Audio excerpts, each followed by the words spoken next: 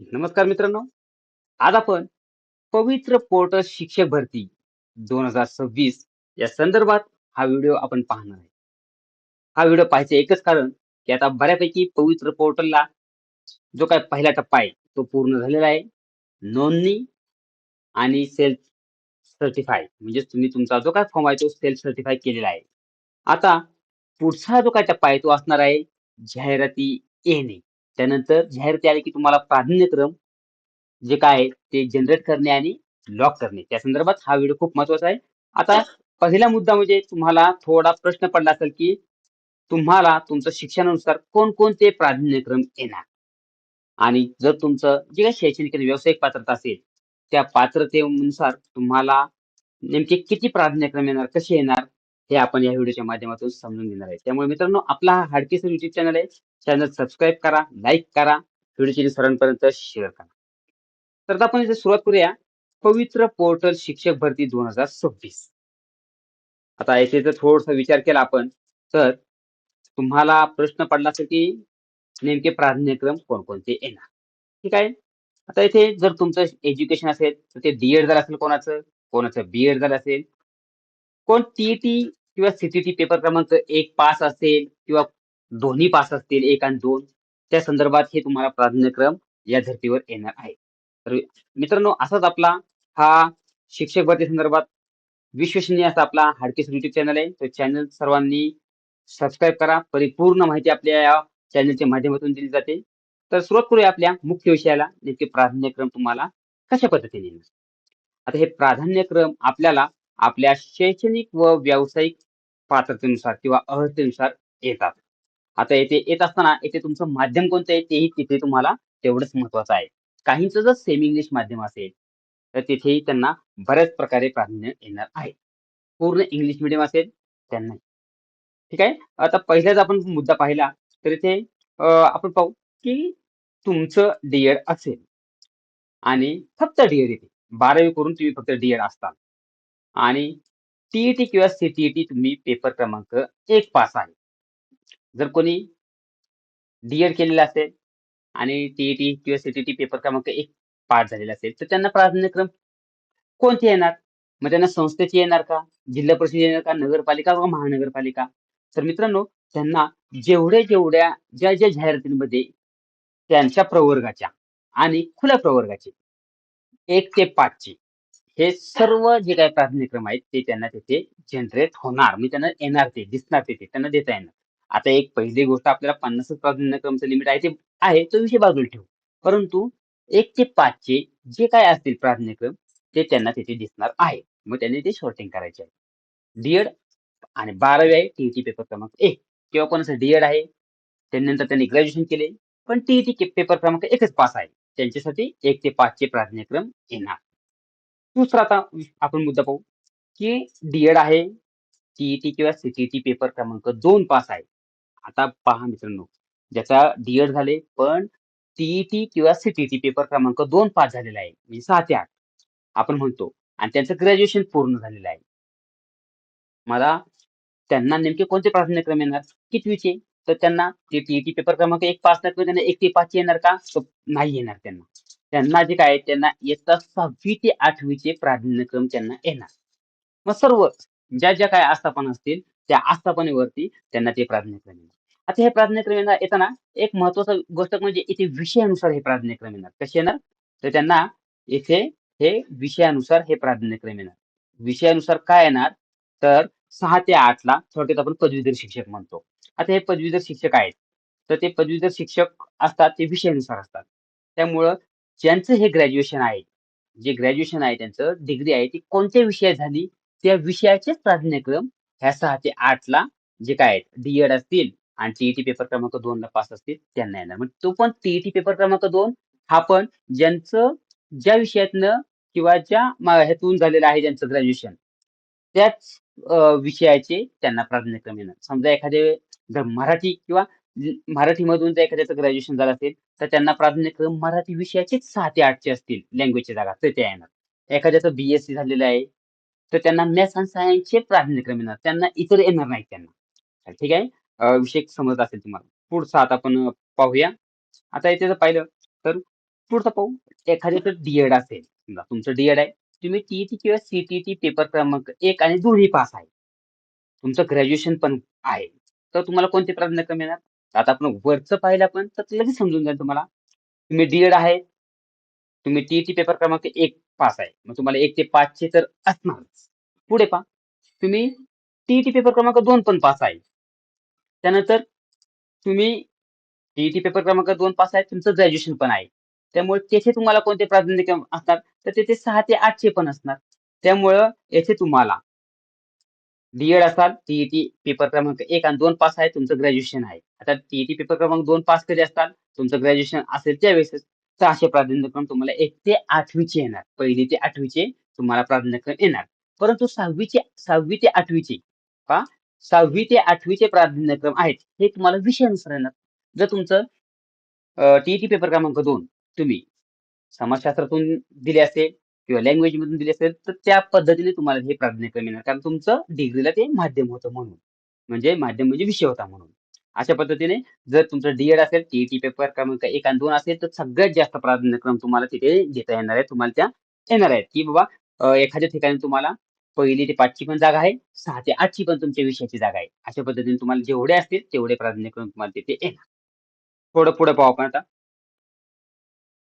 आता इथे पाहू आपण, इथे तुमचं बीएड आहे आता. पुढचा महत्त्वाचा मुद्दा. तुमचं ग्रॅज्युएशन पण असेल. म्हणजे बीएड कधी असतं? तुम्ही ग्रॅज्युएशन केल्यानंतरच तुम्हाला बीएड करता येतात. त्यामुळे ते आपण दोन्ही इथे ग्राह्य धरू. हां, इथे तुमचं बीएड आहे आणि ग्रॅज्युएशन असेल. टीईटी किंवा सीटीईटी पासच नाहीये तुम्ही. पहा आता इथे खूप महत्त्वाचं आहे. तुम्हाला इथे थोडंसं आता हे होईल, की बाबा मी आता इथे बीएड पण केलेलं आहे. त्यानंतर पण टीईटी मी दिली आणि सीटीटी पण दिली, पण कोणताच पेपर पास झालो नाही मी. आता मग नेमकं मला प्राधान्यक्रम येणारच नाही का? जसं की डीएड केलंय आणि टीईटी पेपर क्रमांक 1 पण पास नाही आणि 2 पण पास नाही. मग मला या भरतीमध्ये उपयोगच नाही. पवित्र पोर्टलला मला परीक्षा म्हणजे उपयोगच नाही. मला जागाच येणार नाहीत पवित्र पोर्टलला वगैरे. कारण ते जर तुम्ही डी असताल तर तुम्हाला टीईटी पेपर क्रमांक 1 किंवा 2 तरी पास होणं गरजेचं आहे. पण आता इथे बी आहे. आता बी असून टीईटी पण पास नाही, सीटीटी पण पास नाही. मग आता मला जागा येणार का नाही? मग मला म्हणजे प्राधान्यक्रम येणार का नाही? माझ्या जागा येणार का नाही? तर इथे तुम्हाला जागा येणार. मग हे जागा येताना तुम्हाला कोणत्या येणार? तर पहा मित्रांनो, इथे इयत्ता 9वी आणि 10वीच्या जागा येणार तुम्हाला. 9वी आणि 10वीच्याच. त्या पण येताना कशा येणार त्या जागा? तर त्या तुम्हाला येथे विषयानुसार जागा येणार, विषयानुसार. मग तुमचं बी कोणत्या ह्यातून झालेलं आहे? समजा तुमचं बी केमिस्ट्री विषयातून झालेलं आहे किंवा कोणाचं मॅथ्समधून झालेलं आहे. तर त्यांना त्याच विषयाच्या 9वी आणि 10वीच्या जागा असतील, त्याच जागा येणार. मग त्या कमी जागा म्हणजे प्राधान्यक्रम कमी. कारण 1 ते 5 ला अलाउड नाही. 6 ते 8 ला बीएड आहे, पण पेपर क्रमांक 2 पास नाही तुम्ही. त्यामुळे तुम्हाला विषयानुसार 9वी-10वीच्या जागा येणार. ठीक आहे? हे समजत असेल. आता पुढे पाहू आपण पुढचा मुद्दा. हे पहा इथे आता इथे बीएड आहे. तुमचं पोस्ट ग्रॅज्युएशन आहे. पण सीटीटी किंवा टीईटी पास नाही. आता येथे पण वर्षातच सेम. फक्त येथे काय होणार मित्रांनो, येथे तुम्हाला एक थोडीशी संधी वाढली अजून. कोणती संधी वाढली?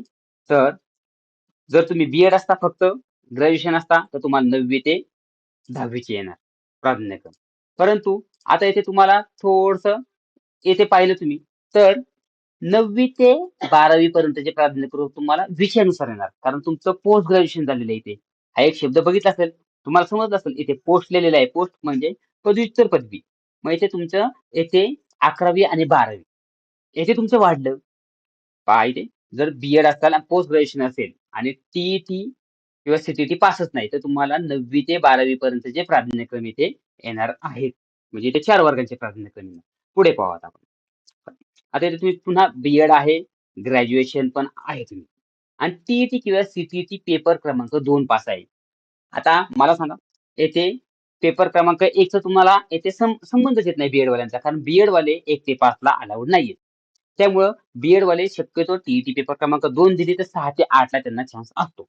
आता इथे आपण पाहिलं, येथे ग्रॅज्युएशन पण आहे त्यांचं आणि टीईटी, सीटीटी पास आहे. तर त्यांना कोणते प्राधान्यक्रम येतील? तर त्यांना इयत्ता 6वी ते 10वी पर्यंतचे प्राधान्यक्रम पण विषयानुसार येणार. आता हे खूप महत्वाचं आहे, विषयानुसार काय येणार? तर येथे पाहिलं आपण, तर थोडंसं येथे पाहू इथे विषयानुसार का? तर ते समजून घेऊया. त्याचं कारण असं आहे मित्रांनो, की येथे 6वी ते 10वी प्राधान्यक्रम त्यांना विषयानुसार येणार. तर तुम्हाला तुम्ही फक्त बीएड असताल तर तुम्हाला 9वी ते 10वी चे तुम्हाला प्राधान्यक्रम येणार. परंतु बी.एड प्लस टी.ई.टी 2 असल्यामुळे तुम्हाला 6वी ते 8वी चे पण येथे जास्त येथे तुम्हाला प्राधान्यक्रम मिळणार आहेत. कारण तुमचं येथे एक टी-ई-टी पेपर क्रमांक 2 किंवा सी-टी-टी पेपर क्रमांक 2 पास असल्यामुळे तुम्हाला येथे 6 ते 8 चे प्राधान्यक्रम की ज्या नगरपालिकेला जागा असतात, महानगरपालिकेला जागा असतात, जिल्हा परिषदेला जागा असतात किंवा काही संस्थेला, त्यामुळे इथे तुम्हाला येथे हा चान्स वाढलेला आहे. म्हणजे इथे तुम्हाला प्राधान्यक्रम अजून जास्त येणार आहे. ठीक आहे. पुढे पाहू आपण आता. पुढचा मुद्दा आहे, जर तुम्ही बी असता, पुन्हा पोस्ट ग्रॅज्युएशन असेल तुम्ही. अगोदर आपण पाहिलं तर फक्त बी आणि ग्रॅज्युएशन. आता पोस्ट ग्रॅज्युएशन. त्याच्यामध्ये तुम्ही टी-ई-टी किंवा सी-टी-टी पेपर क्रमांक 2 पास आहे. तर आता तुम्हाला कोणते प्राधान्यक्रम येतील?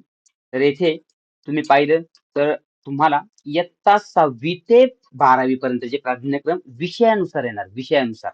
आता हे विषयानुसार काय येणार? तर तेही आपण समजून घेऊया. पहिले. आता जर इथे पाहिलं आपण, पहिला मुद्दा पाहिला आपण, तर इथे बी केलेलं आहे तुम्ही. दुसरा मुद्दा तुम्ही पोस्ट ग्रॅज्युएशन आहे. म्हणजे ग्रॅज्युएशन प्लस पोस्ट ग्रॅज्युएशन. तिसरा मुद्दा तुम्ही टी किंवा सी तुम्ही पास आहात. त्यामुळे इथे तुम्हाला 3 तुमच्या इथे ज्या काही संधी आहेत, ते अजून वाढलेले आहेत. बी पोस्ट ग्रॅज्युएशन. असेल, आता तर तुम्हाला आणि तुम्ही टी पास आहे. तुम्ही टी किंवा सी पास आहे. त्यामुळे तुम्हाला 6 ते 8 ला इथे प्राधान्यक्रम आहेच. त्यानंतर तुम्ही बी असल्यामुळे 9वी-10वी आहेत आणि पोस्ट ग्रॅज्युएशन असल्यामुळे येथे तुम्हाला पुन्हा 11वी-12वी आहेत. म्हणजे येथे तुम्ही जर पाहिलं तर 6वी ते 12वी पर्यंतचे जे काय तुम्हाला विषयानुसार प्राधान्यक्रम येणार आहेत. आता पुन्हा मी एकदा एकच मिनिटामध्ये सांगतो. जर माझा विषय आहे समाजशास्त्र. मी समाजशास्त्रामधून बी केलेलं आहे. माझं ग्रॅज्युएशन समाजशास्त्रामधून किंवा राज्यशास्त्रामधून झालेलं आहे किंवा अर्थशास्त्रातून. पोस्ट ग्रॅज्युएशन पण माझं अर्थशास्त्रातून झालेलं आहे. मग मी टी पेपर क्रमांक 2 समाजशास्त्र विषयातून पास झालो. त्यामुळं मला हे जागा येणार आहेत ह्या. तर ह्या जागा मला 6 ते 8 ला समाजशास्त्र विषयाच्या येणार. 9वी ते 10वी ला मला कोणताही विषय असेल, माझा मी समजा अर्थशास्त्रातून पास झालोय, तर मी अर्थशास्त्र विषयाच्या मला जागा येणार. 11वी-12वी पण अर्थशास्त्र विषय किंवा 11वी-12वी अर्थशास्त्र विषय, पण 9वी-10वी मला समाजशास्त्र विषयाच्या जागा आहेत. त्या मला दिसणार तिथे पवित्र पोर्टलला जाहिरातीमध्ये. म्हणजे ते प्राधान्यक्रम मला इथे येणार. अशा पद्धतीने ठीक आहे. आता पुढे आता आपण थोडंसं महत्त्वाच्या मुद्द्याकडे आलेलो आहे आता. अजून की ते खूप महत्त्वाचं आहे आता शेवटचा मुद्दा. जर तुम्ही डी व बी पहा तुम्ही डी पण आहे, बी पण आहे. प्लस पोस्ट ग्रॅज्युएशन पण आहे तुम्ही. पोस्ट ग्रॅज्युएशन म्हणजे ग्रॅज्युएशन करून पोस्ट ग्रॅज्युएशन. टी किंवा सी पेपर क्रमांक 1 आणि 2 पास आहे. बघा, आता पहा टी पेपर क्रमांक 1 आणि 2 दोन्ही पास आहेत. म्हणजे ही जी काही पात्रता आहे ना मित्रांनो, मी पुन्हा एकदा इथे पहा, मी एक हे करतो. ही जी काही पात्रता आहे ना, ही पात्रता मला वाटतंय बऱ्यापैकी शिक्षकांनी ही केलेली आहे. हे बघा मी स्क्वेअर केलेलं आहे. याच्यामध्ये मी पुन्हा एकदा सांगतो आता कोणकोणते मुद्दे ते पुन्हा एकदा थोडंसं तुमच्यासाठी मी एक हे करतो. हां, आता सगळ्यात महत्त्वाचं म्हणजे येथे आपण काय करतो, तर तुम्ही ते 1 नंबरला पहा तुम्ही डी केलेलं आहे. 2 नंबरला तुम्ही बी पण केलेलं आहे. 3 नंबरला पहा तुम्ही ग्रॅज्युएशन पण केलेलं आहे. 4 नंबरला तुम्ही पोस्ट ग्रॅज्युएशन केलेलं आहे. त्यानंतर तुम्ही टी पण पास आहात. त्यामध्ये टी पेपर क्रमांक पहा 1 पास आहात. टी पेपर क्रमांक 2 पास आहात. हे जे काही तुम्हाला डॉट दिसतात 1, 2, 3, 4 वगैरे सगळे, हे खूप महत्त्वाचे आहे. कारण अशी पात्रता बऱ्याच जणांनी आपली म्हणजे घेतलेली आहे. आता यामध्ये जर पाहिलं तर हे तुम्ही एवढंच क्वालिफिकेशन असून मग तुमच्याकडे नेमके कोणते तुम्हाला प्राधान्यक्रम जनरेट होणार किंवा येणार तुम्हाला. तर येथे महत्त्वाचं म्हणजे समजून घ्या. इयत्ता 1ली पासून हे जे काय आहेत, इयत्ता 1ली पासून तुम्हाला 12वी पर्यंतचे सर्व प्राधान्यक्रम येणार आहेत. सर्व. 1ली पासून ते 12वी पर्यंतचे. आता थोडंसं तुम्हाला वाटेल, की मग आता 12वी पर्यंतचे येणार. मग त्यामध्ये नेमकं काय होणार? तर त्यामध्ये तुम्हाला जर 6वी ते 6वी ते 12वी पर्यंत जे काही प्राधान्यक्रम आहेत ना तुम्हाला, ते तुम्हाला विषयानुसार येणार. बाकी 1 ते 5 चे जे काय ते सर्वांना येणारच. तुम्ही कारण बी केले, तुम्ही टी पेपर क्रमांक 1 पण पास आणि 2 पण पास आहात. त्यामुळे 1 ते 5 चे येणार. प्लस तुम्ही डी आहात, प्लस बी केले. पेपर क्रमांक 2 टी पास आहे. त्यामुळे तुम्हाला 6 ते 8 चे पण येणार. तुम्ही बी आहात, पोस्ट ग्रॅज्युएशन आहात. त्यामुळे तुम्हाला 9वी-10वी चे पण येणार, 11वी-12वी चे पण येणार. पण ते विषयानुसार येणार. तुमचा ज्या विषयामध्ये तुमची ही पदवी आहे त्यानुसार.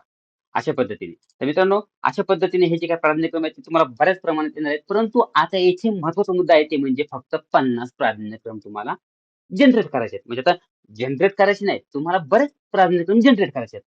पण त्यापैकी 50 प्राधान्यक्रम तुम्हाला निवडायचे आहेत, की जे विथआऊट इंट्रोला आणि विथ इंट्रोला पण 50 असे एकूण 100. मग त्यामुळे आता ते निवडताना तुम्ही आपला हा YouTube चॅनल सबस्क्राईब करा. कारण त्यावेळेस मी तुम्हाला प्रात्यक्षिकपणे दाखवणार आहे, की कशा पद्धतीने सिक्वेन्स घ्यायचा, कशा पद्धतीने मग पहिल्याच सगळ्यात अगोदर आपल्या तालुक्यातील ज्या काही जागा आल्या असतील किंवा प्राधान्यक्रम आले असतील किंवा जे काही आस्थापना असेल त्या जागा आल्यात का? त्यानंतर मग जिल्हा परिषद बघायची जिल्ह्यातली. त्यानंतर महानगरपालिका असेल, नगरपालिका असेल दुसऱ्या जिल्ह्यातल्या, अशा पद्धतीने ते प्राधान्यक्रमचा सिक्वेन्स द्यायचा. तर अशा पद्धतीने त्यामुळे निश्चितपणाने आपला हा हाडके सर YouTube चॅनल आहे. तुम्ही चॅनलला सबस्क्राईब करा, लाईक करा, व्हिडिओची लिंक सर्वांपर्यंत शेअर करा. मित्रांनो, येणारी ही शिक्षक भरती आहे. या शिक्षक भरतीसाठी तुम्हाला सर्वांना ऑल द बेस्ट मित्रांनो.